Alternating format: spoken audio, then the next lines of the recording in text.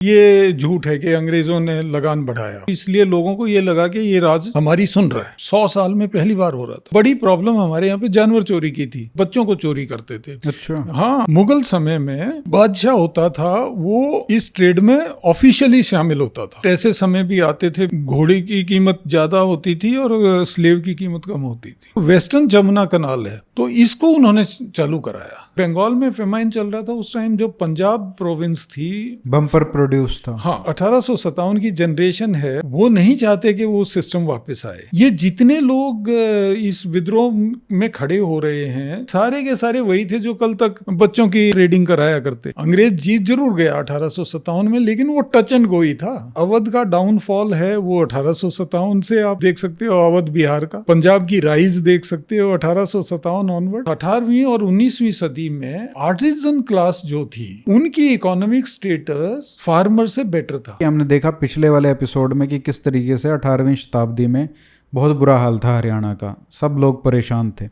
तो 19वीं शताब्दी में जब अंग्रेज आते हैं तो क्या बदलाव आते हैं, और 1857 के ऊपर भी बात करेंगे थोड़ा, हरियाणा का क्या रोल रहा उसमें। 18वीं शताब्दी के बिल्कुल अंत में हरियाणवी समाज, ये कह सकते हैं एकदम निचले स्तर पर, जो आपने कहा डिपॉपुलेशन हो चुका था, 30-40 लाख लोगों से 5 लाख लोग रह गए थे। तो उसके बाद कैसे हरियाणा इम्प्रूव करता है, कैसे आगे बढ़ता है ब्रिटिश टाइम्स में? 1803 में जब लसवारी की लड़ाई के बाद दौलत राव सिंधिया हैंड ओवर करता है हरियाणा को अंग्रेज़ों को, तो उस समय हरियाणा जो था वो एक वेस्ट लैंड, यानी एक बर्बाद क्षेत्र था।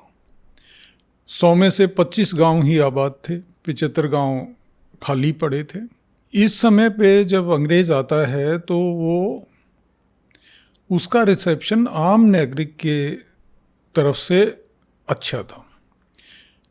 स्वाभाविक है कि वो लॉ एंड ऑर्डर लेके आ रहा था। दूसरा, उनका थोड़ा सा जो अप्रोच करने का ढंग था वो भी पहले वालों से बेटर था। देखिए, हमें इसके लिए ना थोड़ा सा बैकग्राउंड समझना पड़ेगा कि हमारे यहाँ पे सन 1803 में अभी भी सामंतवादी व्यवस्था थी। आपके जन्म के आधार पे भारत में उसको जगह मिलती थी। राजा का बेटा राजा और मजदूर का बेटा मजदूर। अंग्रेज जो आ रहा था वो आ रहा था एक लोकतांत्रिक व्यवस्था से। उस समय इंग्लैंड में जो अधिकार थे वो पार्लियामेंट के पास आ चुके थे। उनकी जो ब्यूरोक्रेसी यहाँ पे आ रही थी वो भी मेरिट के आधार पे थी, जन्म के आधार पे नहीं थी। इस ब्यूरोक्रेसी में सभी किस्म के अधिकारी थे। ऐसे अधिकारी भी थे और वो बहुत बड़ी संख्या में थे जो भारतीयों को पसंद नहीं करते थे, लेकिन ऐसे भी अधिकारी थे जो भारतीयों के साथ न्याय करना चाहते थे।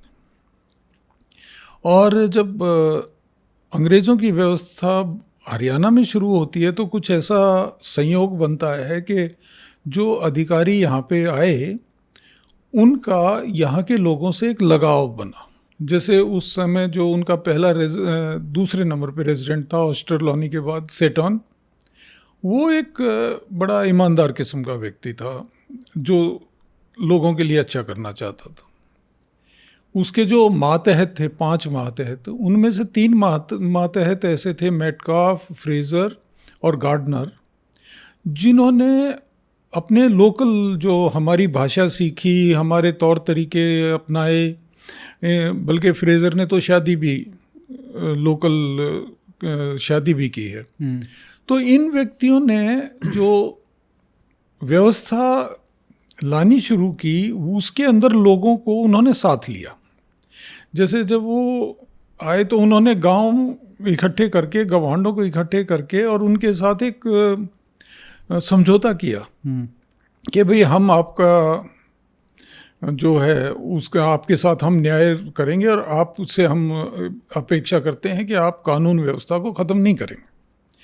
ये पहली बार हो रहा था, इससे पहले वाले जो थे वो नहीं कर रहे थे। फिर उन्होंने जो लगान की व्यवस्था बनाई वो सब जगह तो अच्छी नहीं थी। जैसे अपना ये इधर नौल था, गांव है और इसके आसपास बल्ला गांव है, इस वाले एरिया में जो जॉन लॉरेंस सेटलमेंट ऑफिसर था उसने बहुत हाई रेट लगान का लगाया था। लेकिन दूसरी तरफ ये फ्रेजर वगैरह थे जो रोहतक जज हिसार वाले इलाके में, गोहाना वगैरह के इलाके में था, उसने जो वहाँ पे लगान निर्धारित किया था वो ठीक ठाक था।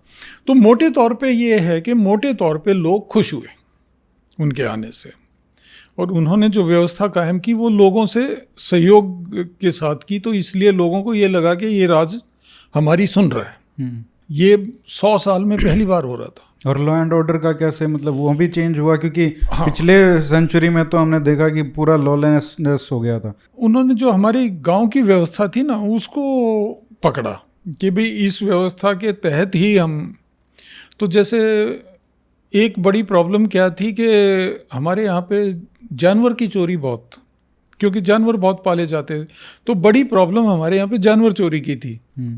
किसी की कोई भैंस हाँक ले गया, किसी का कुछ हो गया, तो उन्होंने कहा कि भाई खोजी लगाते थे कि ये देखेगा भी कहाँ गए वो, तो उन्होंने सीधा सा कर दिया जिस गांव के अंदर वो जाता है वो गांव या तो उसको जानवर को वापस दे या उसकी खबर दे या जुर्माना दे। तो लोगों ने उसमें फिर वो उनको इन्फॉर्मेशन मिलने लग गई, तो बहुत जल्दी से इस बात को उन्होंने ये जो व्यवस्था थी इसको सेट कर दिया। फिर दूसरा था लोग बच्चों को चोरी करते थे। अच्छा। हाँ, उस समय विशेष तौर पे ये जो छोटे मोटे नवाब शवाब थे, ये लोग या कोई जिसको भी सरकारी वो मिल जाता था पद साहब, जो पहले वाली व्यवस्था थी उसमें वो कुछ ना कुछ ऐसा बुरा काम में शामिल हो ही जाता था। तो उन्होंने जैसे ये बहादुरगढ़ का नवाब था इसको हटा दिया कि वो इसमें शामिल पाया गया इस अपराध में। तो इससे एक वो लोगों में एक वो चला गया कि भाई ये बात नहीं होएगी। इधर इनके थे जैसे ये भाई वगैरह थे बहुत सारे, ये नॉर्थ हरियाणा में ना सिख भाई, वो अपने आप को भाई गुरदीत सिंह, भाई फलाना सिंह ऐसे बोलते थे। तो उनका कोई व्यवस्था नहीं थी उनके राज्य में, उनकी मर्जी चलती थी। तो धीरे धीरे उन्होंने इनको काबू में लाना शुरू किया, और जिसके में भी अगर वो ज़्यादा प्रॉब्लम करता पाया गया तो उसको हटा दिया। स्लेव ट्रेड जो था ये मेटकाफ ने बंद किया।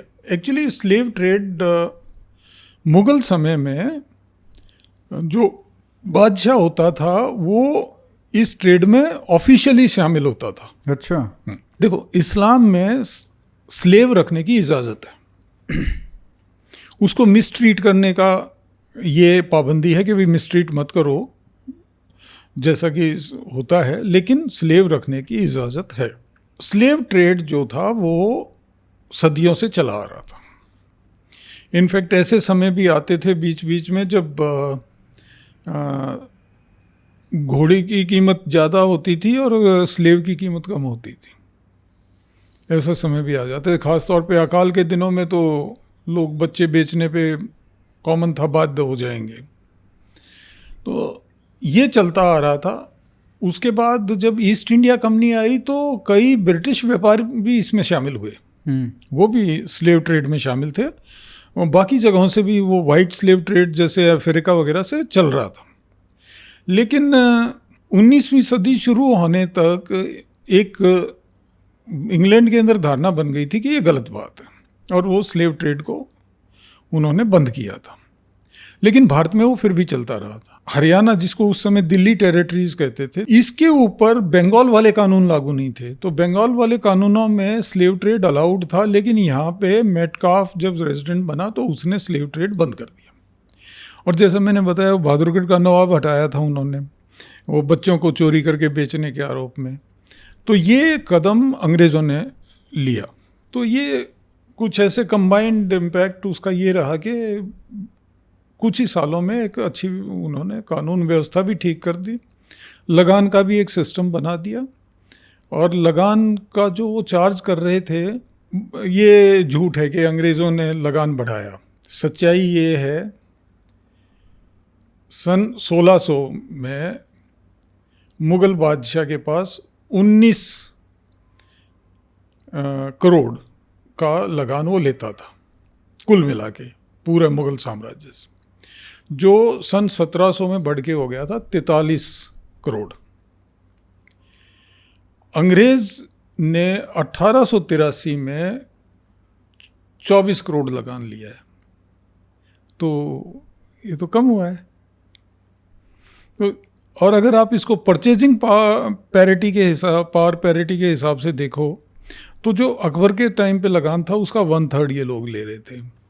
तो ये सब जगह लगान, जैसे मैंने बताया ना, जैसे गार्डनर ने वो पानीपत के आसपास के इलाके में बहुत हाई लगान बनाया था, तो ऐसे किस्से थे। लेकिन ओवरऑल जो था उनकी जो सिस्टम था वो पहले वाले सिस्टम से कहीं बेटर था। तो बेसिकली डिपेंडेंट ऑन कौन ऑफिसर अच्छा है कौन खराब। हाँ। आपने कहा कि लगान थोड़ा कम वसूलते थे, बट उसके अलावा कोई क्या उन्होंने रिलीफ दिया या किस तरीके से मैनेज किया एग्रीकल्चर को? कम तो नहीं, वो वसूल तो पक्का करता था, लेकिन उसका जो रेट था ना वो उसने ज़्यादा रीजनेबल, पहले से रीजनेबल बनाया था।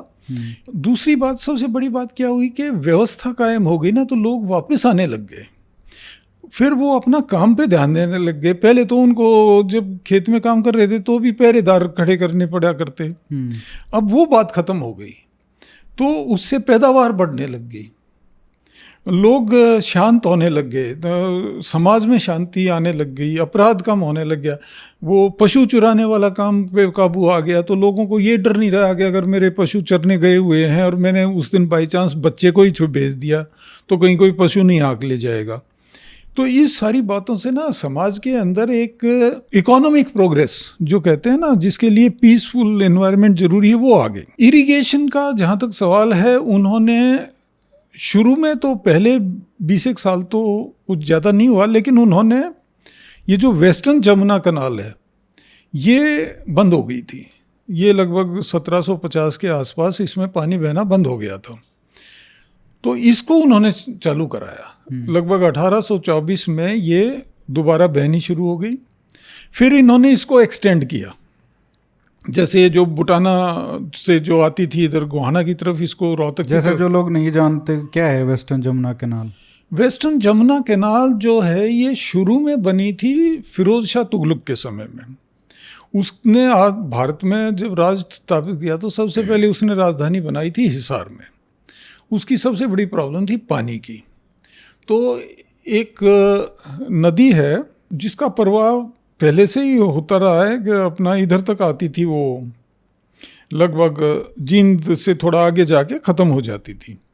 तो उसने पानी उसमें डाला और उसको वहाँ तक लेके आया और वहाँ से फिर आगे उसने हिसार की तरफ उसको बढ़ाया। तो वो सिर्फ बारिशों में जब यमुना नदी में पानी बढ़ जाता था तो ताजेवाला खिजराबाद नाम की जगह है, वहाँ से वो पानी इस नहर में आता था और वहाँ तक चला जाता था और वहाँ पे वो ज़मीन को रिचार्ज कर देता था, तो वो बाद में फिर कुओं से पानी निकलता रहे। फिर मुगल समय में उन्होंने इसका एक एक्सटेंशन बनाया दिल्ली के लिए, जो आज भी दिल्ली में जो पानी आ रहा है ये उसी नहर में से आ रहा है, वही अलाइनमेंट है। तो ये लगभग लेआउट था जब ये व्यवस्था ख़त्म हुई 1750 के आसपास। नहर की मेंटेनेंस ख़त्म हो गई और उसके बाद वो जब ये सिख इलाके वगैरह आए तो इन्होंने फिर अपने अपने इलाकों में उसको रोक दिया कि इसको मेरे को क्या फ़ायदा है आगे पानी जाने से। तो एक तरह से जब अंग्रेज़ आया तो ये नहर काम नहीं कर रही थी, तो उन्होंने फिर इसका पहले सोचा, तो अब वो तो ईस्ट इंडिया कंपनी थी, उसको काम वही करना था जिससे उसको फ़ायदा मिले। तो उन्होंने इसकी बजटिंग की तो उनको दिखा इससे बड़ा फ़ायदा होने वाला है, क्योंकि ज़मीन के में फसलें ज़्यादा होंगी, तुम ज़्यादा लगान ले सकते हो वगैरह। तो इसलिए फिर उन्होंने इसकी प्रायोरिटी के ऊपर रिपेयर करा के, तो वो पुराने वाले तो हिस्सा तो उन्होंने रिपेयर कराया ही, जो हांसी की तरफ जा रहा था और दिल्ली की तरफ आ रहा था, और साथ में इसको एक्सटेंड किया। जैसे ये रोहतक वाला जो ब्रांच थी ये उसी समय एक्सटेंड की। अच्छा। और तो यही नहर है जिसका पानी बंसीलाल फिर बाद में जूही कैनाल बना के लेके गया। अच्छा। हाँ। इसके अलावा एक आगरा कैनाल बनी, वो बाद में बनाई उन्होंने। आगरा कैनाल है ये इधर दिल्ली के साउथ से निकलती है हम्म, और आगरा तक जाती है। इसका एम ट्विन एम था उस समय ना, इसमें वो भी चलते थे, पानी के जहाज भी चलते थे, बड़े साइज के नहीं, समुद्री जितने बड़े नहीं पर छोटे जहाज दिल्ली तक आते थे। दिल्ली बंदरगाह भी थी भाई। अच्छा। हाँ हाँ, दिल्ली तक। हाँ। तो जब आगरा कनाल बनाई गई तो उसका एक इरादा वो भी था कि भाई इसके अंदर जहाज भी चलते रहेंगे। ये 2 बड़ी कनाल थी जो अंग्रेज़ों ने हरियाणा में बनाई। फिर 1857 के बाद उनका ध्यान हो गया पंजाब में, तो वहाँ उन्होंने नहरें वगैरह बहुत बनाई। फिर तो जो आखिरी नहर जो आज़ादी के बाद ही बनी, लेकिन जिसका आधारशिला चौधरी छोटूराम ने किया, वो भाखड़ा वाला जो था। ब्रिटिश ने हरियाणा में घोड़ों का व्यापार को बहुत बढ़ाया। क्या था कि पहले भी घोड़े अपने यहाँ पे पाले जाते थे, जैसे ख़ास तौर पे पठान जो थे, वो काफ़ी पठान, इस एक गुड़ियानी नाम का गांव है महेंद्रगढ़ के पास, कनौड जिसको कहते हैं, तो उसके आसपास काफ़ी घोड़े वो पाले, पठान पाला करते। लेकिन वो फिर बाद में बात बंद सी हो गई थी। तो अंग्रेज़ों ने स्टड फार्म शुरू किया हिसार में। हिसार में ये जो एग्रीकल्चर यूनिवर्सिटी वगैरह, ये सब स्टड फार्म की ज़मीन पे बने हुए हैं। अच्छा। और उन्होंने उसके साथ एक और सिस्टम शुरू किया था कि भाई आप घोड़े पालोगे तो हम घोड़े खरीदेंगे। और जो घोड़ा पालक बनने कहता था कि मैं बनूंगा, तो उसको 100 बीघे ज़मीन देते थे। मेरे जो परदादा थे वो सिलेदार थे इसमें, स्किनर्स हॉर्स में। अच्छा। तो उसमें वो रिटायर जब होते थे तो उनको ये ऑप्शन दिया जाता था कि भाई अगर आप घोड़े पालना चाहो तो घोड़ा उनका होता ही था, क्योंकि स्किनर हॉर्स में अगर आपको भर्ती होना था तो घोड़ा आप अपना खुद का लेके जाया करते। अच्छा। तो घोड़ा उनके पास था, तो उन्होंने कहा ठीक है भाई ये काम कर लेंगे। फिर वो चलता रहा। कैसे मतलब उन्होंने देखो यूज किया लोगों को कि भाई जिनको आता है ऑलरेडी, हाँ। और जो आर्मी में भी हैं उनको ही फिर रिटायरमेंट के बाद एक तरीके से इंसेंटिव दिया। डबल कनेक्टिविटी हो गई भाई। हाँ। आपका उसका उसमें भी वो हो गया, सहयोग करने में उसको भी फायदा है। डबल इंजन सरकार हो गई। डबल इंजन सरकार हो गई। बिल्कुल। हाँ। तो काठियावाड़ी जो घोड़े थे वो नस्ल अभी भी है। ये एक बहुत अच्छी नस्ल है और हरियाणा काठियावाड़ी घोड़ों के लिए मशहूर हो गया था, जो केवलरी के लिए बहुत अप्रोप्रिएट घोड़ा है। बहुत लोग बोलते हैं क्रॉस द कंट्री, मतलब एजुकेशन सिस्टम में भी काफ़ी चेंज आया। Yes. तो हरियाणा में भी इनकी वजह से क्या फ़र्क पड़ा एजुकेशन सिस्टम पे, और उसका क्या इम्पैक्ट था, positive as well as negative? Bengal में इन्होंने जब शुरू किया था ना एजुकेशन सिस्टम को, तो ये शुरुआत कर रहे थे नेटिव लैंग्वेजेस की। इनका इरादा संस्कृत कॉलेज बनाने का। लेकिन उस समय जो कलकत्ता के जो लोग थे, ख़ास तौर पे उनके जो मेन प्रतिनिधि किस्म के लोग थे, उन्होंने इंग्लिश को प्रेफरेंस दिया।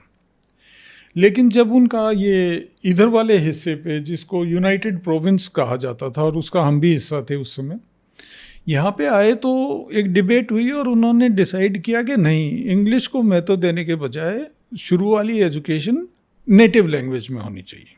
तो इसलिए जो हमारे दादा और उस टाइम के जो लोग थे सब उर्दू ही हाँ। मतलब आती थी उनको। हाँ। तो ये उन्होंने ये सोच के उन्होंने क्या किया, एजुकेशन में उन्होंने इसका यूनिवर्सलाइजेशन किया कि उन्होंने एक सिलेबस बनाया, टीचर के लिए एक वो क्वालिफिकेशंस निर्धारित की। पहले जो था हमारे यहाँ पे जो एजुकेशन थी वो हुआ करती, आप यूँ कह सकते हो स्किल रिलेटेड। ब्राह्मण का बच्चा है तो वो मंत्र, पाठशाला, हाँ, ये सीखेगा, धार्मिक बातें सीखेगा, धार्मिक अनुष्ठान कैसे करने हैं वो सीखेगा। बनिया का बच्चा है तो महाजनी सीखेगा। तो उनका अपना, उसकी अपनी लिपि, अपना उसका ढंग था वो करने का। जो अगर मुसलमान का बच्चा है और वो मौलवी बनना है तो कुरान का सीखेगा। इस ढंग से था। उन्होंने इसको फंक्शन से हटा के एजुकेशन एज एजुकेशन बना दिया, नॉलेज से जोड़ने का, कि भाई सबको इनिशियल नॉलेज तो इतना तो सबको मिलना चाहिए। Secular subjects. Unsecularization of subjects, ये जो उन्होंने किया ये अंग्रेज़ों की देन है। आर्मी रिक्रूटमेंट, वो उसकी वजह से क्या इम्पैक्ट पड़ा? वो कब शुरू हुआ और कैसे शुरू हुआ, और मतलब किस टाइप का रिक्रूटमेंट होता था? यूरोप में जो प्रोफेशनलाइजेशन ऑफ मिलिट्री था वो 19वीं सदी के लगभग शुरू में आ गया था। जो मिलिट्री एकेडमीज थी वो वहाँ पे इस्टेब्लिश हो गई थी। जैसे नेपोलियन जो हैं वो 18वीं सदी के बिगिनिंग में कमीशन होते हैं, तो वो फ्रेंच मिलिट्री एकेडमी से कमीशन हुआ था। और वहाँ पे जो कमीशन थे वो मेरिट बेस्ड हो गए थे। जैसे हमने पहले भी बात की कि वहाँ पे डेमोक्रेसी काफ़ी जगह पे आ रखी थी। वहाँ टैक्टिक्स भी चेंज हुई, वहाँ पे इन्फेंट्री प्रेडोमिनेंट टैक्टिक्स हो गई थी। ये चीज़ भारत में आती है लगभग 1750 के आसपास, जब पहली बार नवाब ऑफ आर्कॉट को एक फ्रेंच सिपाही, मतलब फ्रेंच ऑफिसर लीड कर रहा था और उसके सिपाही इंडियन थे, वो एक प्लाटून उस नवाब की पूरी फौज को हरा देती है। अच्छा। तो उससे ये पूरे भारत के जो राजा महाराजा नवाब शवाब थे इनमें बड़ी हलचल मच जाती है। तो ये कहते हैं भाई लाल कुर्ती वाली फौज हो और उसको कमांड करने वाला गोरा हो, तो सक्सेस का इनके हिसाब से वो जो निचोड़ उस घटना से इन्होंने निकाला वो ये था। और इन्होंने इंपोर्ट करने शुरू कर दिए वहाँ से ऑफिसर, गोरे अफसर, यूरोपियन एंड ब्रिटिश ज़्यादातर नवाबों की सर्विस में नहीं गए, क्योंकि तब तक ईस्ट इंडिया कंपनी खुद उनके विरोध में उसकी सेनाएं खुद की थी। तो ब्रिटिश अफसर तो आमतौर पे ईस्ट इंडिया कंपनी की उसमें थे, लेकिन यूरोपियन अफसर खासतौर पे फ्रेंच और बेल्जियन, ये इन राजाओं और नवाबों की सेनाओं में आके सेना खड़ी करने लग गए थे। तो ये जो सेनाएं इन्होंने खड़ी की ये यूरोपियन पैटर्न की थी। ये इनमें इन्फेंट्री प्रेडोमिनेंट थी और जो कैवलरी थी वो कम थी, बेसिकली शो के लिए थी। मेन युद्ध की जो टुकड़ी थी वो इन्फेंट्री और उसकी सपोर्ट में आर्टिलरी। तो ये जो चेंज आया, दूसरा चेंज इसके साथ क्या आया कि मिलिट्री सर्विस मार्केट थी, तो उसका भी डेमोक्रेटाइजेशन हो गया। क्या होता है कि जो भारत में जो राजा थे या नवाब थे वो तो अपने अपने कबीले से, अपने अपने ट्राइब से अपने सैनिक भर्ती करते थे। रठौर है भाई, उधर मारवाड़ वाला, जोधपुर वाला, तो वो रठौरों को लेता था। जयपुर वाला कछुआ है वो अपने कछुओं को लेता था। मराठे हैं वो अपने अपने होलकर अपने बंदों को, सिंध वाल वो अपने बंदों को ऐसे लेते थे। मुगल सेना में ज़्यादातर ट्रक और ये सेंट्रल इंडिया वाले होते थे। ईस्ट इंडिया कंपनी को भी आर्मी चाहिए, और ये जो ख़ासतौर पे ये जो मराठा जो और बढ़ रहे थे, जैसे महादजी सिंधिया वगैरह थे, इनको भी और ज़्यादा सैनिक चाहिए जो इनके अपने कबीले से नहीं पूरी होती ज़रूरत। तो ये जो था मिलिट्री रिक्रूटमेंट मार्केट में अब फार्मर की एंट्री होती है। फार्मर इससे पहले भी करता था। जैसे अगर आप जाटों का देखोगे तो वो आपको मिल जाएंगे। सन 1642 में एक यूरोपियन ट्रैवलर जो सूरत से दिल्ली आ रहा है, उसकी प्रोटेक्शन पार्टी जो है वो जाटों की है। कोई व्यापारी अपना सामान लेके जा रहा है तो बलोच और जाट उसके गार्ड हैं, पर वो सेनाओं में नहीं थे, वो इस टाइप के काम करते थे, मतलब प्रोटेक्शन टाइप। हाँ, मर्सनरी थे वो, अवेलेबल ऑन हायर। अब क्या हो गया कि अब ये इन लोगों ने जो ईस्ट इंडिया कंपनी की आर्मी थी या ये जो जैसे फौज हिंद थी महादजी सिंधिया की, इन्होंने लेना शुरू किया फार्मर्स को। समरों ने अपनी सेना में लिया। फिर इनके जो ऑफशूट निकले जैसे जॉर्ज थॉमस वगैरह, उन्होंने जैसे हमने जिक्र किया पहले वाले में कि वो मेयो की, जाटों की और रंगड़ों की पलटन करी। तो ये यहाँ से शुरुआत होती है फार्मर सोल्जर ट्रेडिशन की। अब ये ट्रेडिशन जो हरियाणा में ये आई मेनली जॉर्ज थॉमस के साथ। वो था जिसने एक पलटन मेयो की, एक पलटन जाटों की, एक पलटन रांगड़ों की ऐसे खड़ी की। उसके साथ साथ बेगम समरो के भी ये थी, जाट भी थे उसके में और हरियाणा का राजपूत भी उसके में रिक्रूट होने के वो हैं, प्रमाण हैं। फिर जब स्किनर आता है वो उसको और रिफाइन कर देता है, फिर उसका लॉन्ग टर्म हो जाता है, क्योंकि अब तो अंग्रेज़ पक्का जम गया है यहाँ, तो स्किनर की फौज तो अंग्रेज़ों के उस मातहत काम करती है, तो वो एक तरह से अब ये परमानेंट हो गया। तो ये अब इसका वो सिस्टम वो शुरू कर देते हैं कि भाई शुरू में तो वो ज़मीन अलॉट करते हैं, उसके बाद वो पेंशन शुरू करते हैं अगली बार में, तो ये एक ट्रेडिशन बन जाती है। फिर आपकी एक जनरेशन गई, फिर उसके बाद अगली जनरेशन गई, फिर उससे, तो इससे उनको तो एक फ़ायदा तो ये हो गया कि वो साइकोलॉजिकली मिलिटराइज्ड मिल रहा है, उसको पहले से काफ़ी कुछ अंदाज़ा है फौज का, ओके, और किस टाइप की ज़िंदगी होगी। और ये भी एक बहुत पहली बार हो रहा था ना कि मतलब हरियाणा में भी और पूरे देश में ये हर जगह हो रहा था कि भाई फुल टाइम सोल्जर, यस, एक नौकरी हो गई, वो अब नौकरी हो गई। वो मतलब ऐसा कभी हुआ ही नहीं था। कई भी पहले जाते भी थे, अगर सोल्जर भी थे तो वो पहले जाते थे, फिर अपना खेती करते थे, लड़ाई होती थी तो उनको बुलाया जाता था। यस, पर ये तो फुल टाइम 24/7 365 डेज। हाँ, और इसमें भी बड़ा इंटरेस्टिंग बात होती है, जैसे अगर हम स्किनर्स हॉर्स का एग्जाम्पल लें, तो जो हरियाणा का जाट है और रांगड़ है, वो जल्दी से वापस आना चाहता है। अच्छा, हाँ, वो ज़्यादा लंबी नौकरी नहीं करना चाहता, वो 3 साल 5 साल 10 साल के बाद। जबकि जो रोहिल्ला आता है वो लंबा जाना चाहता है शुरू में। अच्छा, बाद में जब इनको समझ में आया कि यार लंबा रहने से ज़्यादा फायदा है कि पेंशन भी मिलेगी और हाँ, वो सब, तो फिर ये भी लंबा रुकने लग जाते हैं। तो उनका मतलब लंबा ना जाने का क्या वो था कि ठीक है भाई, अग्निवीर बनना चाहते थे वो ना, शुरू में तो यूं था ना कि दूर जाना पड़ता है, अच्छा, घर से दूर ज़्यादा समय के लिए है, फिर तुम्हारे पे बंदिश है। जो रेगुलर फौज है उसके अंदर तो रूल होंगे, वो मर्सनरी वाला काम नहीं है कि जिस दिन दिल किया कह दिया मैं नहीं करता। यहाँ तो आप यूं बोलोगे मैं नहीं करता तो कोर्ट मार्शल होएगा। तो शुरू में इनका जैसे स्किनर्स हॉर्स का हरियाणा में वो काम करना शुरू करते हैं 1803 में, और 1814 तक उनके जो ऑफिसर हैं, मतलब रिसलदार, नायब रिसलदार हैं, उनमें से एक भी हरियाणा का नहीं है। अच्छा, हाँ, उस पेंटिंग है 1824 की, उसमें वो सारे उनके वो बना रखे हैं और आप उनके नाम वगैरह सब नोटेड हैं कि ये कौन है। उसमें कोई नहीं है हरियाणा से।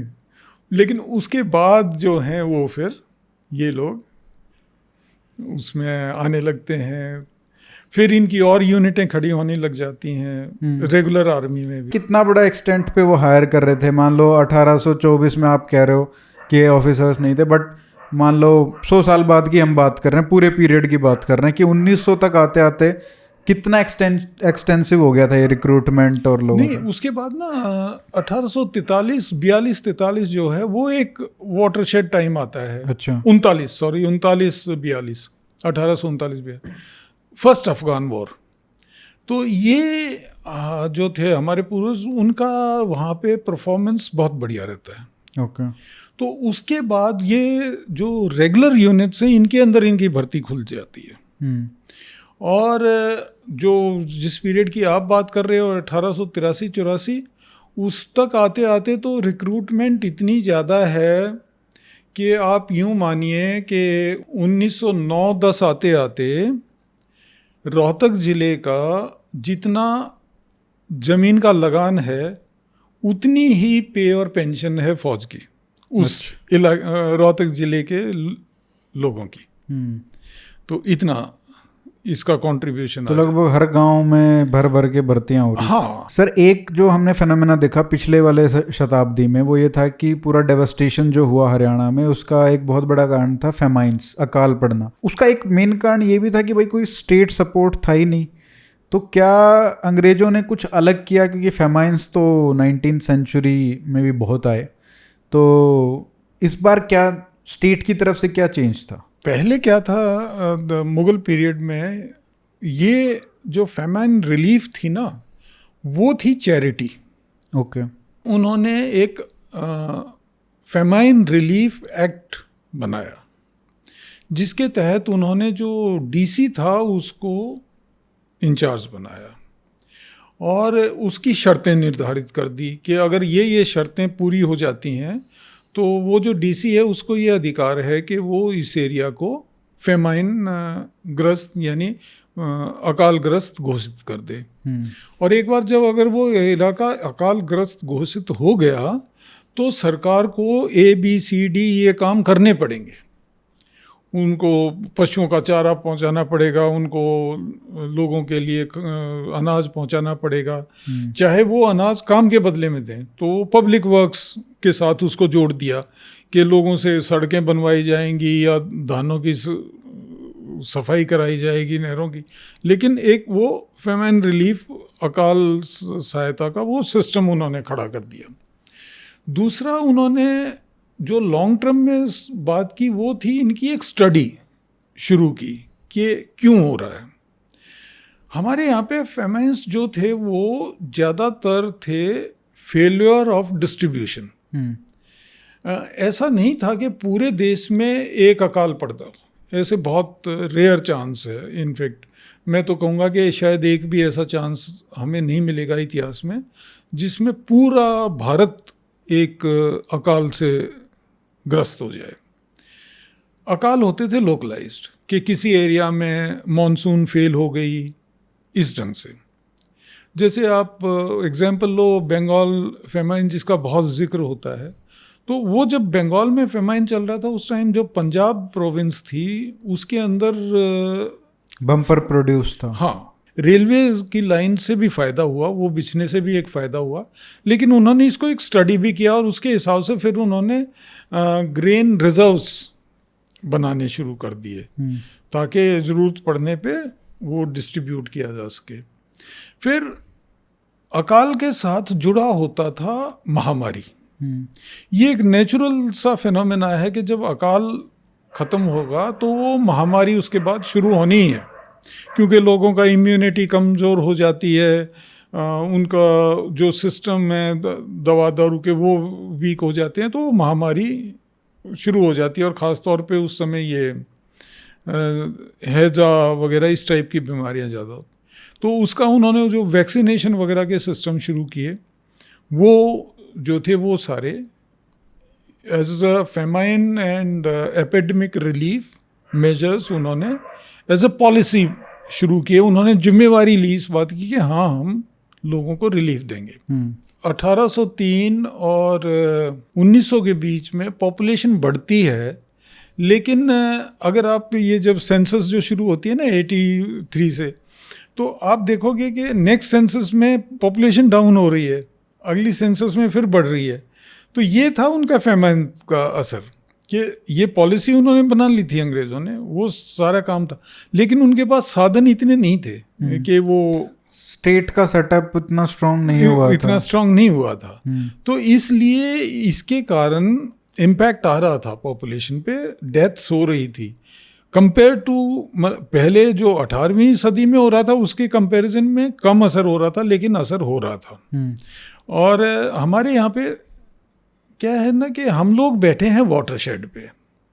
हमारे वेस्ट में जो है वो इंडस वाटर सिस्टम है और हमारे ईस्ट में है गैंजेटिक वाटर सिस्टम। हमारे पास कोई परनिनल वाटर सिस्टम नहीं है। तो हमारे यहाँ पे सूखा पड़ना बहुत आसान है। अगर मॉनसून फेल हो जाए, उस समय नहरें तो थी नहीं, एक ही थी वेस्टर्न जमुना कनाल, तो अब अगर सूखा पड़ मॉनसून फेल हो गया तो आप यूँ सोचिए कि पूरे का पूरा जो आज के दिन महम से शुरू हो जाइए और आप डबवाली तक चले जाइए, इस पूरे इलाके में आपको पानी नहीं मिलेगा। और फिर आप हांसी से शुरू कीजिए, भिवानी होते हुए नारनौल होते हुए और आप फिरोजपुर झिरका तक चले जाइए, फिर पानी नहीं मिलेगा। तो आज भी ये तो साउथ हरियाणा और बागड़ की तो हाँ, अभी भी प्रॉब्लम है। आज भी प्रॉब्लम। आज तो फिर चलो भाई कहीं कुछ ना कुछ साधन हो गया, बट उस टाइम तो कोई भी ये साधन नहीं था। अब हमने बहुत सारी चीज़ें डिस्कस की हैं कि क्या क्या इम्पैक्ट रहा ब्रिटिश का, अंग्रेज़ों का, हरियाणा का जब उनके पास राज आया तो उन्होंने क्या क्या चेंजेस किए। और वो बहुत ही एक तरीके से देखा जाए तो वर्ड्स एंड ऑल, मतलब बहुत सारी कमियां भी रही होंगी, बहुत सारे अत्याचार भी हुए होंगे। हैविंग सेड ऑल दैट, पिछली शताब्दी में जो हरियाणवियों ने जो देखा उसके कंपैरिजन में तो बहुत उनको अच्छा लगा, रिलीफ मिला है। और उसी का एक कारण है कि जब 1857 का विद्रोह होता है, सिपोई म्यूटिनी भी बोलते हैं और फर्स्ट वॉर ऑफ इंडिपेंडेंस भी बोलते हैं, तो उसमें हरियाणा का जो रोल है वो बहुत ही म्यूटेड है। कुछ एरियाज़ हैं जहाँ पे रिवोल्ट हुए, लेकिन ओवरऑल लोगों ने रिस्पॉन्ड नहीं किया। और जैसे जो ब्रिटिश जो लोग थे जो लड़ रहे थे, जो म्यूटिनी के खिलाफ भी लड़ रहे थे, उनको उनकी जब हार भी होती है तो उनको शरण भी देते हैं हरियाणा के लोग। तो ये सारी जो कहानी है ये ऑब्वियस, अगर आप वैसे देखेंगे नुआंस तरीके से हिस्ट्री को देखेंगे तो आप समझ पाएंगे कि क्यों हरियाणवियों ने 1857 विद्रोह में ज़्यादा न्यूट्रल थे, ना इधर ना उधर। और अगर आपने जो एक टेबल दिया है उसके ऊपर भी मैं जिक्र करना चाहूँगा कि जो मार्टर्स हैं वो कास्ट वाइज और ग्रुप वाइज आपने एक टेबल में लिखा है, और उसमें अगर आप देखेंगे तो जो मुस्लिम हैं वो बढ़ चढ़ के हिस्सा ले रहे हैं, और जो हिंदू कास्ट है, कोई भी कास्ट है, वो हरियाणा में वो भागीदारी नहीं ले रही है। तो ये एक बहुत ही इंटरेस्टिंग है कि किस तरीके से 1857 विद्रोह है, कहाँ हरियाणवियों ने पार्टिसिपेट किया और कहाँ नहीं किया। तो इसका एक्सटेंट हरियाणा में क्या था? विद्रोह जो हुआ वो स्टार्ट टू फिनिश एक मिलिट्री रिवोल्ट थी, जो उसका कोर था, और जो कोर मतलब सबसे बड़ा जो उसका अंग था वो मिलिट्री रिवोल्ट थी। मिलिट्री रिवोल्ट जो थी वो थी, उसमें जो वास्ट मेजॉरिटी थी वो थी अवधियों की, अवध के मुसलमान, अवध का हिंदू, जिसमें था ब्राह्मण और राजपूत। बंगाल आर्मी जिसको बोलते थे। बंगाल आर्मी में तो और जातियां भी थी, जैसे सिख भी थे, उन्होंने नहीं किया था मेन। हाँ, बंगाल आर्मी में ज़्यादातर अवध के थे और उन्होंने विद्रोह किया था।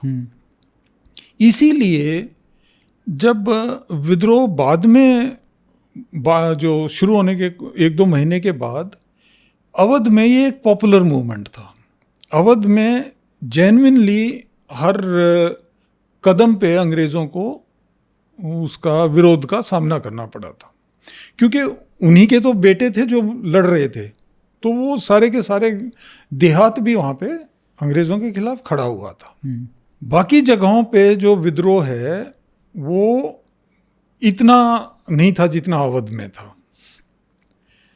जहाँ तक हरियाणा का सवाल है, हरियाणा में उस समय खुद हरियाणा जो स्टेट है, इसके अंदर जो मिलिट्री कंटोनमेंट्स थी वो बेसिकली 2 ही थी, हांसी और अंबाला।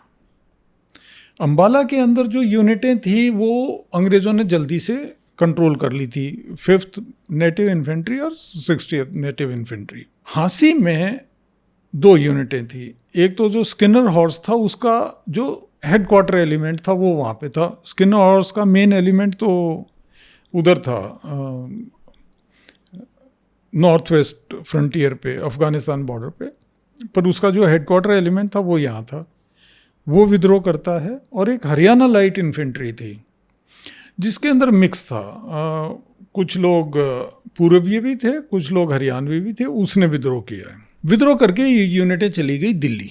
हरियाणा में विद्रोह बहुत जगह पे हुआ है एक्चुअली। मैं लगभग मोटे तौर पे आपको बोलूं तो 30 जगह तो मैं ऐसी बोल सकता हूं जहां अंग्रेज़ों के साथ उन्होंने विद्रोहियों ने टक्कर ली है। लेकिन ब्रॉडली ये पॉइंट बिल्कुल सही है कि जो लीडिंग एलिमेंट था वो मुस्लिम था। साथ में ये भी एक सच है कि 1857 का जो विद्रोह शुरू करने वाली यूनिट थी, देखो डायकोटॉमी देखो आप किसी भी मेजर इवेंट की, जो विद्रोह शुरू करने वाली यूनिट थी वो हरियाणवीज की थी। 3rd लाइट कैवलरी जो 10 मई को मेरठ में विद्रोह करती है वो एक मिक्स यूनिट थी। 56% उसके अंदर मुस्लिम थे, 44% हिंदू थे। ये इनमें से कोई अवधि नहीं था देखो अभी मैंने बोला ना कि भाई अवध था मेन, तो इसका जो कोर था विद्रोह का, लेकिन अब मैं बता रहा हूँ जो शुरू करने वाली यूनिट थी, इसमें 56% मुसलमान, 44% हिंदू, कोई अवधी नहीं। ये लोग हैं सारे के सारे दोआब, जो एक गंगा दोआब है इसके, और हरियाणा के, कुदरत अली रोहतकी, मीर अली कलानौर का, भाई माता दीन झज्जर का, ये लोग थे जिन्होंने ये विद्रोह की शुरुआत करते हैं। ये लोग वहाँ पे मेरठ में विद्रोह करते हैं, अगले दिन ये दिल्ली पहुँचते हैं। दिल्ली लाल किले के उस पे जाके ये उससे कहते हैं बादशाह से मिलना है, तो बादशाह अपने एक उसको विश्वास पात्र को भेजता है, उसके अपने वैद्य को, कि भाई तुम जाके बताओ मैं बूढ़ा हो गया हूँ, मेरे से क्या चाहिए तुम्हें। वो कहते हैं बूढ़े को बता के हम उसको भारत का राज देने आए हैं, हिंदुस्तान का ताज पहनाने आए हैं।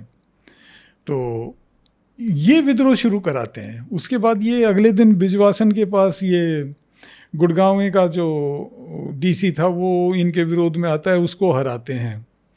उसके बाद एक बड़ी टुकड़ी है जो समद खान था इसका ससुर झज्जर के नवाब का, वो खड़ी करता है, बल्कि इसका लाल किले का जो प्रोटेक्शन की जिम्मेवारी थी वो उसके और नाहर सिंह चाचा थे या ससुर थे, उनके पास थी, फरीदाबाद की। हाँ, तो इनके रोल रहे हैं। लेकिन ओवरऑल जो बात है वो आप ठीक कह रहे हैं कि ओवरऑल जो जनता थी उसका इस विद्रोह के प्रति उदासीन रवैया था। उदासीन रवैया सही बात है। देखिए, उन्होंने 18वीं सदी का एनार्की झेला है, वो बात अभी ख़त्म नहीं हुई है। वो जो अब 1857 की जनरेशन है वो उस एनार्की के बाद पैदा हुई है, लेकिन उन्होंने अपने माता पिता से सुना है कि कितना बुरा हाल था। वो नहीं चाहते कि वो सिस्टम वापस आए। ये जितने लोग इस विद्रोह में खड़े हो रहे हैं जो लोकल थे, उन सब का इतिहास उन्हें पता है कि ये सारे के सारे वही थे जो कल तक बच्चों की उठवा के ट्रेडिंग कराया करते। जो ये इस दौरान मारे गए जो अंग्रेज़ बच्चे और औरतें, जैसे हांसी में मारे, कुछ एक इधर भी मारे थे, ये बड़ खालसा गांव के आसपास भी, राई के आसपास भी। इधर वाले तो कुछ लोकल थे, जो हांसी वगैरह में मारने वाले थे वो जो हरियाणा लाइट इन्फेंट्री का जो बाहर वाला हिस्सा था वो था, हमारे वाले नहीं थे। हमारे वालों ने जो ये भाग रहे थे अंग्रेज़ों के परिवार वगैरह, उनको शेल्टर दिया और उनको आगे जाने दिया। ये, और मैं इस बात को एक बड़ाई की बात मानता हूँ कि ये सही बात थी। अगर बहादुर हो तो भाई बराबरी उड़े जाकर लड़ो ना, उन बेचारे बच्चों पे या निहत्थों पे क्या तुम अपनी बहादुरी दिखा रहे हो। और वो भी ऐसे लोग थे जो कहीं वो फेंस के ऊपर सुपरवाइज़र लगा हुआ था, कहीं कनाल का इंजीनियर था, उन्होंने कहा तुम्हारे पे अत्याचार किया, थारे खाते पानी तो ले आए हैं। हमारे यहाँ पे वो जो आप जिक्र कर रहे थे ना लिस्ट का, 630 नाम हैं जो रिकॉर्डेड हैं। असलियत में हो सकता है कि मेरा जो अपना अंदाज़ा है वो है लगभग 6-7 हज़ार से कम लोग नहीं मरे हैं। तो हम ये कह सकते हैं, हो सकता है उससे ज़्यादा ही हो, तो हम ये कह सकते हैं कि 10 मरने वालों में से एक का ही नाम रिकॉर्डेड है। लेकिन प्रोपोर्शन वही रहेगा। इतना बड़ा जब आपके पास वो सैंपल साइज़ है, तो ये सैंपल साइज़ अब चाहे 63,000 मरे हों, लेकिन यही रहेगा जो प्रोपोर्शन है। तो इसमें से 172 हिंदू हैं और 458 मुसलमान हैं। जो हिंदू 172 है उसमें से लगभग 89 जाट हैं, और उसके बाद दूसरा जो नंबर आता है वो शायद बनिए हैं 12 के आसपास। पॉपुलेशन जाट ज़्यादातर इनकी प्रॉब्लम ये, वो जो नौलथा में जो था ना, नौलथा बल्ला वगैरह, वहाँ पे वो जो गार्डनर ने ज़्यादा टैक्स रेट लगा रखा था ना, उसके कारण वहाँ के गाँव का विद्रोह था। और वो विद्रोह बड़ा, वो ये नर्दक एरिया के ना लगभग सारे के सारे वहाँ इकट्ठे हो गए थे और ये 2 दिन लड़े थे, तो वहाँ इनके काफ़ी कैजुअल्टी हुई थी। जो था अपना मुसलमान, हिंदुस्तानी मुसलमान और रांगड़, ये ज़्यादातर मरे हैं। वो जो लड़ाइयाँ हुई हिसार के आसपास, झांसी के आसपास, तो जमालपुर गांव है, उमरा गांव है, तो वो जो गांव है ना, उनके ये वहाँ पे इनके केंद्र बने हुए थे।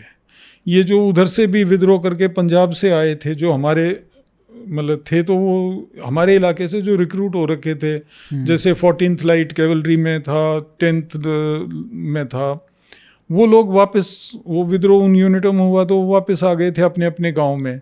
तो यहाँ आके भी उन्होंने विद्रोह का नेतृत्व किया। जैसे ये रोहतक का था, तो वो जो सांपला का बबर खान था, रिसलदार बबर खान, वो 14th जो इरेगुलर कैवलरी थी उसका रिसलदार था। बिसारत अली था इसका खरखौदे का, वो भी इसका लाइट कैवलरी का रिसलदार था। ये लोग वापस आ गए। या जैसे ये नारनौल की लड़ाई हुई, उसमें ये जो थे अपना जोधपुर लीजन नाम के लिए तो जोधपुर थे, लेकिन उसमें जो घुड़सवार एलिमेंट था वो हरियाणा के थे, ज़्यादातर रांगड़, और उसका जो इन्फेंट्री एलिमेंट था वो ज़्यादा थे अवध के हिंदू। तो वो लोग वहाँ से विद्रोह करने के बाद आए थे, और उन्होंने ही नारनौल में अंग्रेज़ों से लोहा लिया था उन्होंने, और समद खान जो ये झज्जर के नवाब का ससुर था। तो कहीं ना कहीं ये मतलब सैनिक ही लड़ रहे थे, और जो आम लोग थे वो न्यूट्रल थे।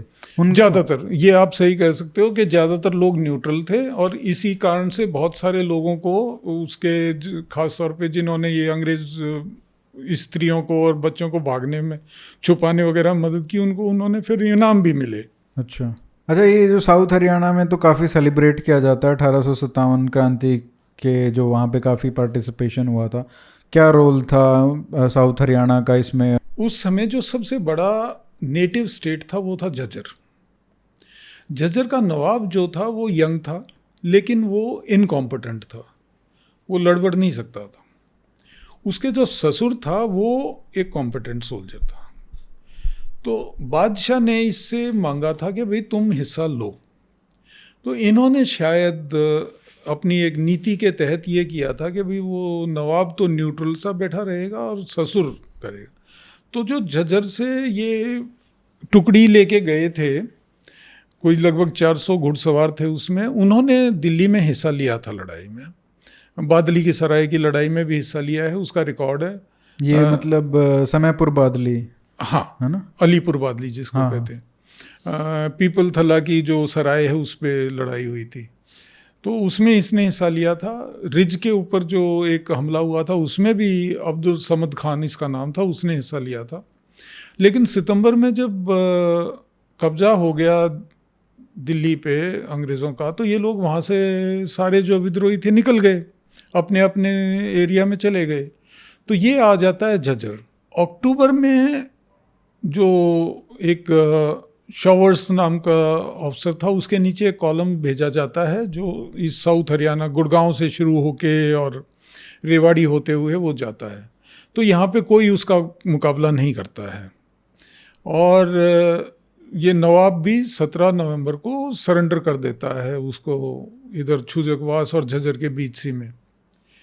समद खान जो है वो 18-19 नवंबर को एक उसकी मुठभेड़ होती है। नाहर नाम का गांव है, नाहर कोसली में, वहाँ पे इसकी मुठभेड़ होती है। मुमताज़पुर नाम का गांव है, वहाँ पे अभी भी पत्थर लगा हुआ मिल जाएगा, जिसके ऊपर इस बात का जिक्र है कि यहाँ पे हमारा भी खून शामिल है इस धरती में, इसके लिए हम लड़े और मरे।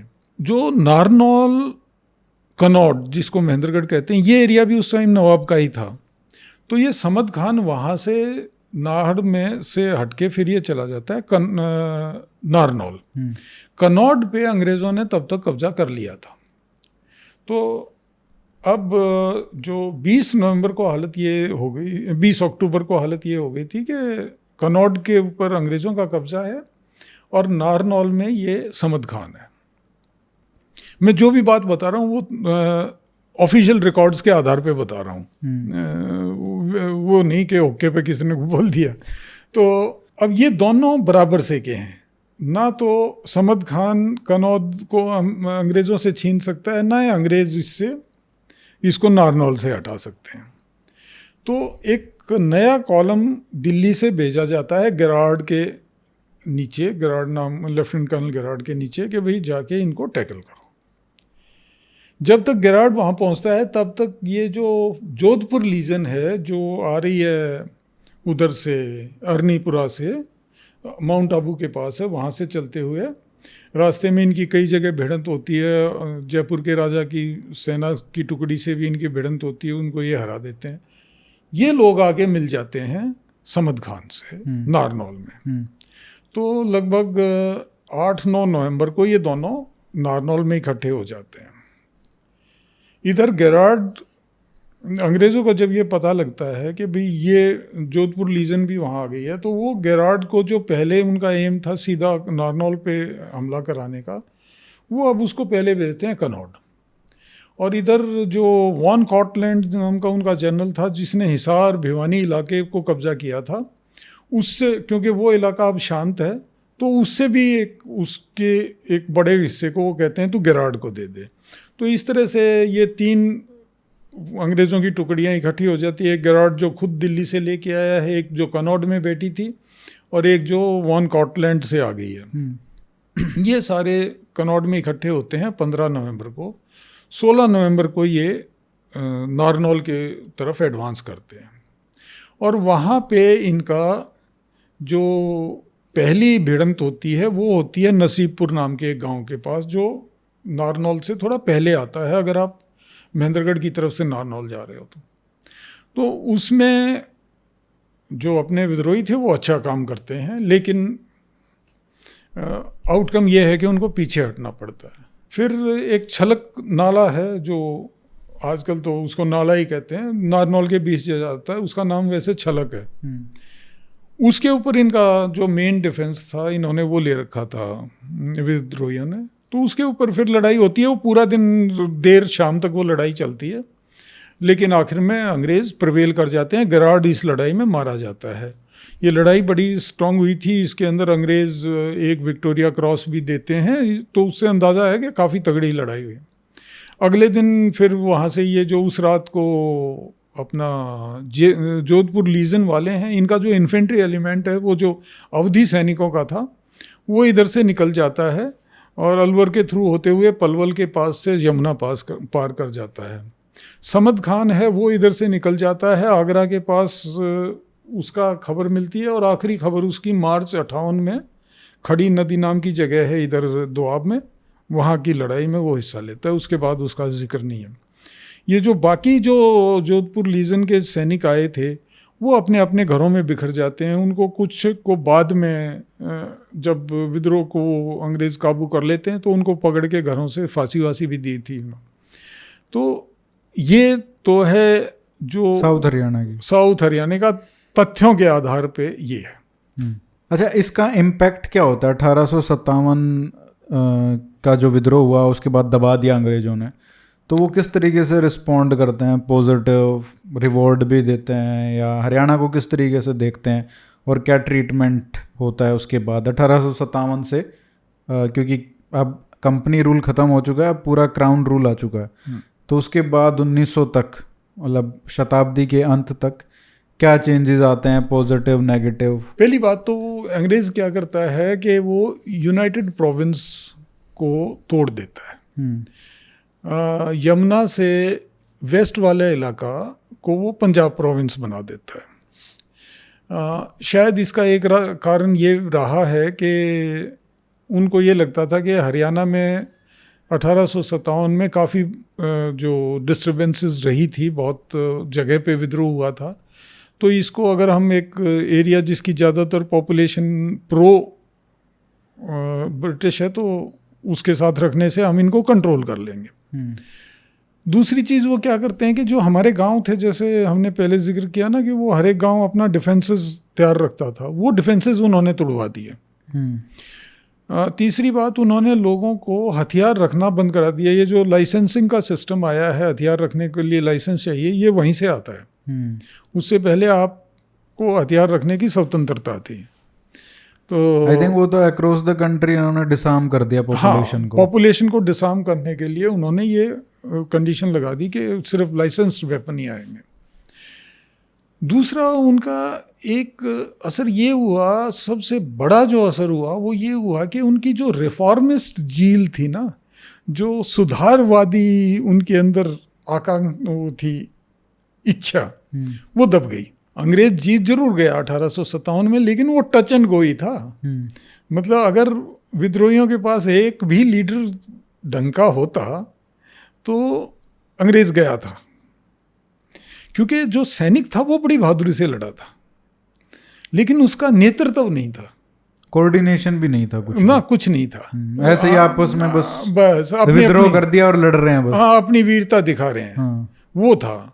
तो अगर इनके पास नेतृत्व होता तो अंग्रेज गया था। लेकिन अब अंग्रेज को ये समझ में आ गया कि यार इनको जरूरत से ज़्यादा नहीं छेड़ना है, इनसे उतना ही काम रखो जितना ज़रूरत है। तो उन्होंने वो जो रिफॉर्मिस्ट जील थी ना, ये कानून पास करो, वो कानून पास करो, ये बदली करो, वो उन्होंने बंद कर दिया। फिर वो कंट्रोल पे ज़्यादा फोकस करने लगे। हाँ, उन्होंने अब स्टेटस को मेंटेन, स्टेटस को and do what is necessary and that's it. तो ये सबसे बड़ा असर जो था वो आया। अगले जो 50 साल थे वो उनका राज था बड़े सॉलिड। वही था, रावण रावण हो रही है वाली बात थी कि हाँ, कोई उनके खिलाफ बोलने वाला नहीं था। उन्होंने दबाना भी अच्छे से शुरू कर दिया, कोई भी बोलते ही मतलब हाँ, एकदम से बड़े स्ट्रांग मेजर्स लो। 1877 में उन्होंने वो अश्वमेध यज्ञ टाइप कराया, जब उसने सारे इकट्ठे करे, सारा दौरे सलाम करवाया, जितने ये राजा नवाब जो निज़ाम जो भी थे सारे आए, सारा ने सलाम कराया कि हाँ जी आप हो। तो वो सारे काम 1910 तक, उसके बाद पूरे भारत में कोई उनके सामने नहीं बोल रहा है। लेकिन उसमें ना एक और बात 1857 के बाद शुरू होती है, प्रिंट।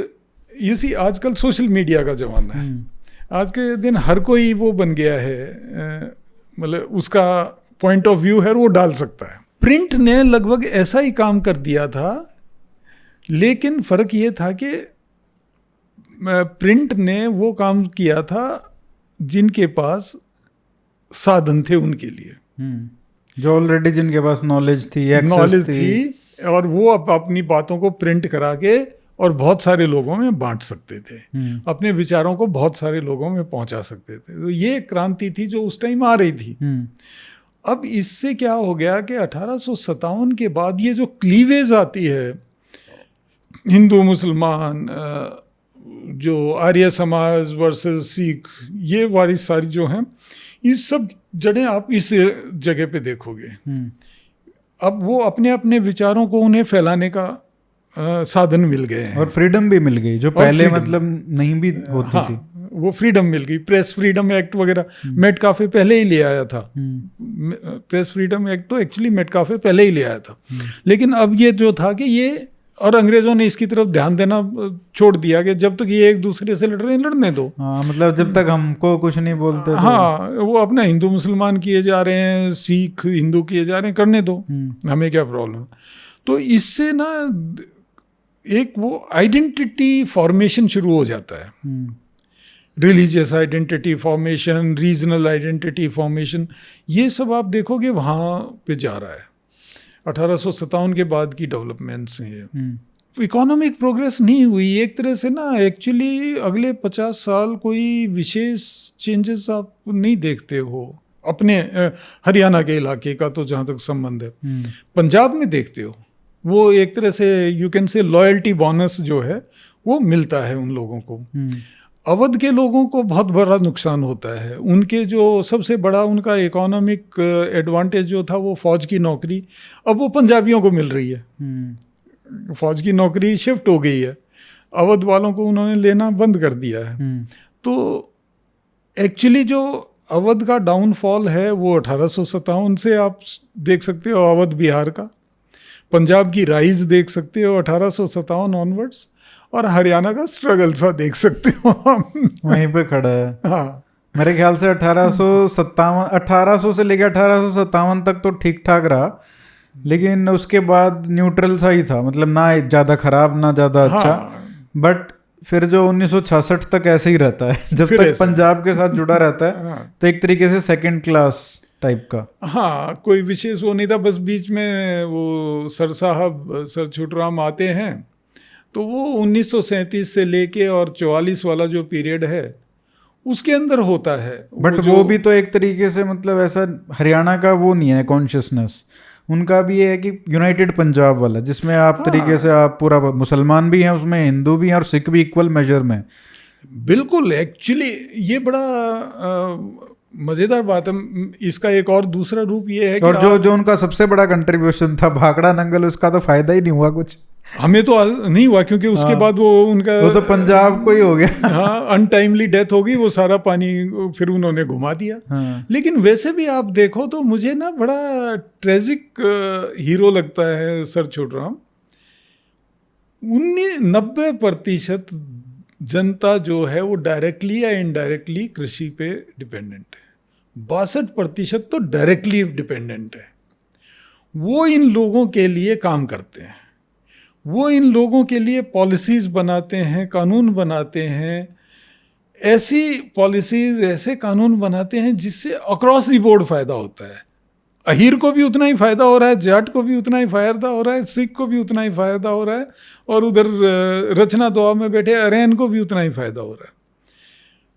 आज ये बाकी सब तो उसको जाट बोलते हैं कि वो इनका तो था ही नहीं, और जाट में ऐसे पैदा हो गए हैं कि वो फिर कहते हैं कि ना ये तो रोहतक का था, ये तो सांपले का था। ये मतलब एक व्यक्ति जिसने इस पूरे समाज को उत्थान की दिशा दिखाई, उसको आज के दिन ये लोग ऐसे ट्रीट करते हैं। नहीं तो उसका जैसे आपने, और इसी पे हम कंक्लूड भी करेंगे कि आपने जिस तरीके से बोला कि जब 1700 की बात करते हैं, 18 शताब्दी की शुरुआत की, तो जो प्राइमरी आइडेंटिफिकेशन था लोगों का या आइडेंटिटी वो मानते थे, वो कहीं अपनी जाति से ज़्यादा वो अपने जो काम था, जैसे अगर कोई फार्मर है तो जमींदार जो है वो उसकी वो थी, हाँ, वो प्राइमरी आइडेंटिटी थी। प्राइमरी आइडेंटिटी, चाहे वो अहीर है, चाहे वो जाट है, चाहे ब्राह्मण है, हरियाणा में खासकर राजपूत है, रांगड़ है, कोई भी है, तो उसकी प्राइमरी आइडेंटिटी वो थी कि भाई वो उस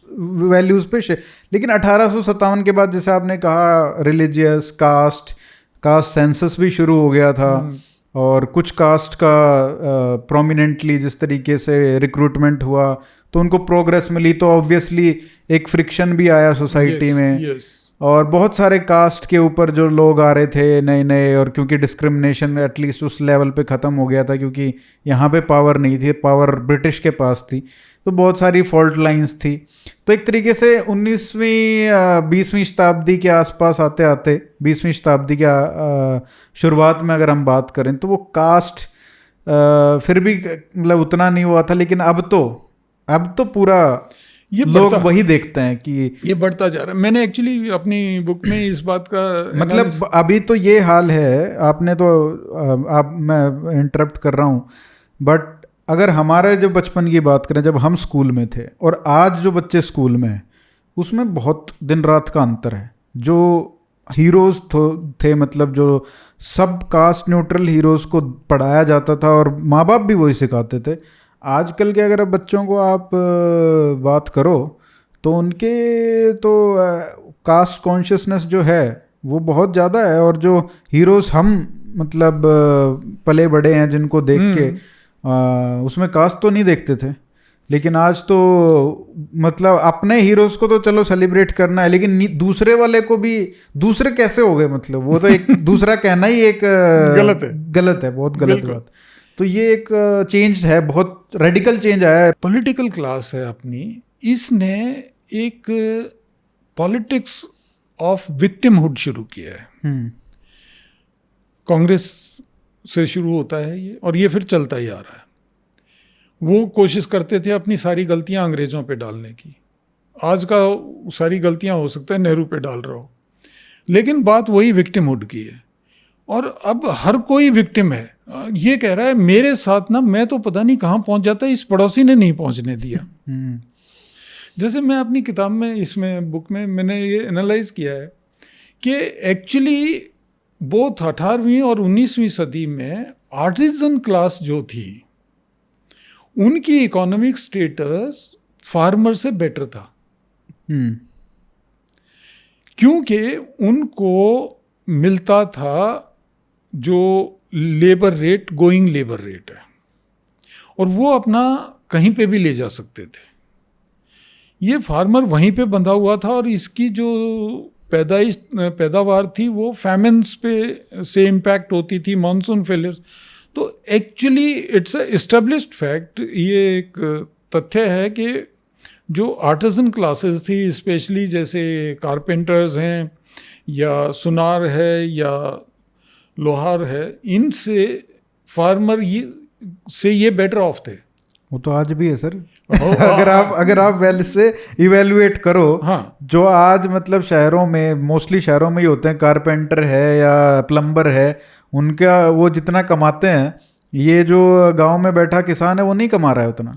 लेकिन अब उनके दिमाग में एक विक्टिमहुड डाला गया है कि ना, ये जमीन, इसने तो पता नहीं कैसे तो ये जमीन हड़प ली और कैसे ये इसको खा रहा है, ये तो तुम सबकी। ये जो विक्टिमहुड है ना एक दूसरे के प्रति, आर्टिजन को फार्मर के खिलाफ कर दो, फार्मर को ट्रेडर के खिलाफ कर दो, और शहरी को गांव वाले के खिलाफ कर दो, और इस जाति को उस जाति के खिलाफ कर दो। ये विक्टिमहुड की राजनीति है। ऑन दैट नोट सर, हम इसको ख़त्म करते हैं, और अगली बार जब आपकी बुक आ जाएगी 20वीं शताब्दी के ऊपर, उस पर हम बात करेंगे। तो thank you so much, as always brilliant, और बहुत कुछ सीखने को मिला। एंड आई होप कि बहुत सारे जो हरियाणवी लोग हैं वो भी पहली बार ये सब चीज़ें सुन रहे होंगे अपनी हिस्ट्री के बारे में, जो किसी ने भी नहीं सोचा लिखने का। So thank you as a Haryanvi, मतलब हमारे तो आपको थैंक यू बोलना ही चाहिए। तो thank you sir, thank you so much.